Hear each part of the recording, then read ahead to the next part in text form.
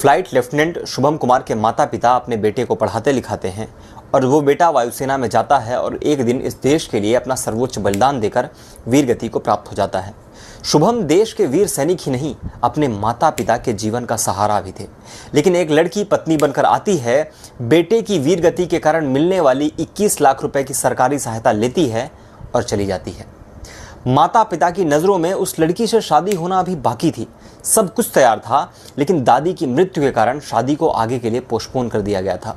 लेकिन सरकारी कागजों में तो शादी हो चुकी थी। लड़की लेफ्टिनेंट शुभम की अंतिम यात्रा में शामिल होती है, वहां पर आती है। फिर उनकी वीरगति के कारण जो पैसा मिलना था, जिसकी रकम 21 लाख थी, उसे लेती है और श्राद्ध से पहले ही अपने घर चली जाती है। माँ बाप के हिस्से में ना बेटा आया और ना ही अपनी आगे की जीविका चलाने के लिए मिलने वाली वो राशि जो बेटे की वीरगति के कारण उन्हें उनके काम आती।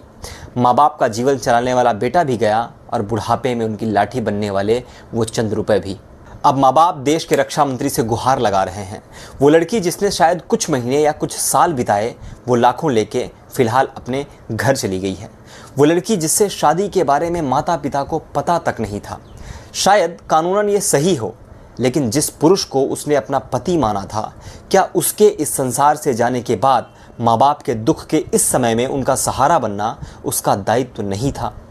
तब तक जब तक उसका श्राद्ध ना हो जाता या जब तक माता पिता का दर्द थोड़ा कम ना हो जाता, क्या एक प्रेमिका या पत्नी के रूप में बना रिश्ता बस कुछ लाखों रुपए का था?